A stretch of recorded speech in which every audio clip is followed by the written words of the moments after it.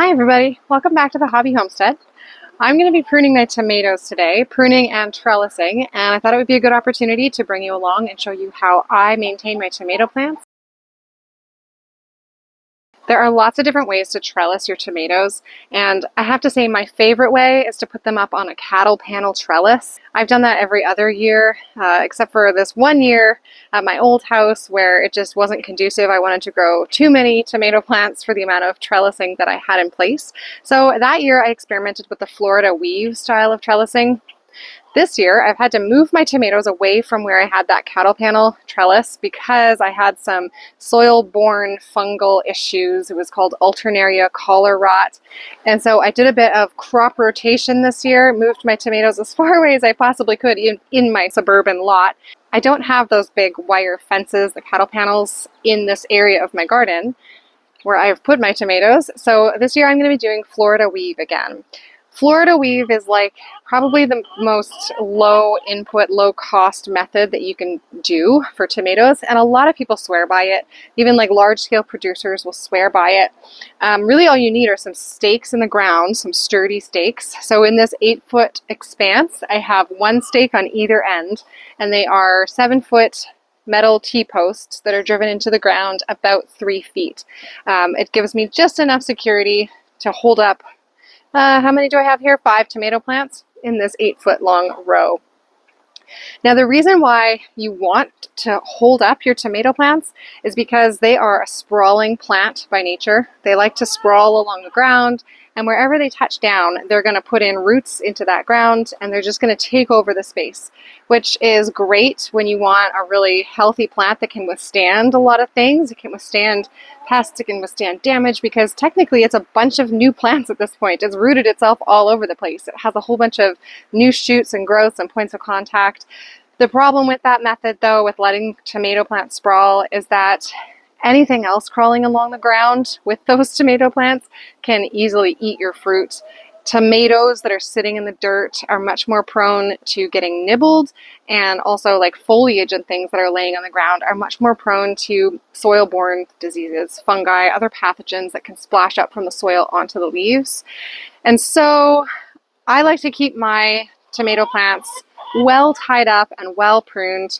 And I also like to keep them pruned to a single leader, which just means that you have one main stem that goes up and you keep everything else cut away. You could theoretically plant 1 or 2 tomato plants along an 8-foot expanse, and it'll grow tons of leaders, tons of main growing tips, and you can just tie those up all across a trellis, and you can get away with like 2 tomato plants. So if you're not starting from seed, you're buying from the store, that could be an economical way to do it. Just allow them to sprawl in a vertical way. But I really like to have as many varieties as I can crammed into my smallish space. So in my 16 feet total here of tomato growing space, well, I guess I cheated, I have some on my deck, I fit 10 tomato plants. And I do that by keeping them pruned to that central leader, one stem coming out of the ground, and that way I can get 10 varieties of tomatoes and have a whole pile of beautiful, different colored, different varieties of tomatoes in my harvest baskets, which is something that makes me happy, so it's worth doing. First, and this is important to note, only do this if you're growing indeterminate tomatoes. Indeterminate plants are the ones that are going to keep growing more fruit-producing branches all the way until the plant is killed by frost in the fall. These plants can grow like 7-8 feet. Determinate plants, on the other hand, they're also called patio tomatoes or bush tomatoes. These only produce a predetermined amount of fruit-producing branches. So if you prune them off, you're permanently reducing the amount of tomatoes that you're going to get from that plant. That's why it's important to know your variety and prune and trellis accordingly. The first step in pruning your tomato plants is to snap off the suckers. The suckers are going to appear at the axil, that's between the main stem and a leafy side branch, so it looks kind of like they're coming out of the plant's armpits. As long as you catch these early, you can just bend them back and forth and they snap off easily. If you get them while they're really small, breaking them off causes pretty much no damage to the plant. If you're late to the pruning party like I was this year, you may need some garden snippers or scissors to cut them off. Once you've gotten the suckers pruned out to your liking, and remember you can leave suckers if you want to have more than one central leader. You'll get more fruit from a single plant that way. But I like to remove the bottom leaves from the plant.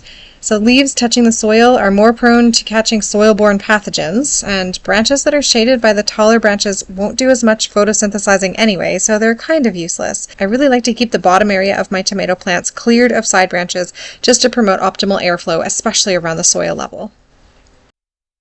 So to do the Florida weave trellis, you just need some stakes on either end of a row of tomatoes, and you need some string or some finer rope. I have used the natural jute fiber string that works, but it does kind of biodegrade throughout the season. So you just tie it to your garden stake and then you start weaving it around each tomato plant.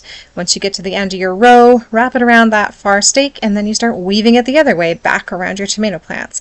So when you're all done weaving, each tomato plant has string on either side of it, kind of pinching them together and holding them up. You're going to keep doing this throughout the growing season, and then at the end of the season, if your tomato plants are 6-8 feet tall, you're going to have this string trellising your tomatoes a full 6 to 8 feet up these stakes. So it is important when you're putting the stakes in on either end of your tomato rows to have some sort of awareness of how tall your tomato plants are going to get and make sure that the stakes get at least close to that tall. You'll notice that I do have a stake in the center of my tomato row, somewhere along the middle here. That is not part of the supportive trellising stake for the Florida weave. A couple of my tomato plants were they had been growing for so long before I got to this that they were starting to sprawl along the ground, and a couple just needed a little extra support to stand upright so that I could actually get them in the Florida weave trellis. These support stakes are going to come out probably throughout the season as the tomatoes straighten themselves out, and then they're properly caught in the Florida weave.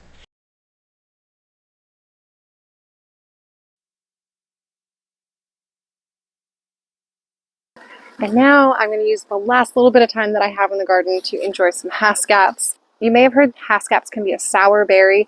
I don't find them sour as long as I'm eating the proper variety for sweetness. You can get different varieties of haskaps, just like you can get different varieties of any fruit and vegetable. And I really like the Aurora variety. They have big berries and they're pretty sweet. Also, if you can let them get fully ripe, like a nice dark purple, then also they are going to be very sweet. Like a blueberry.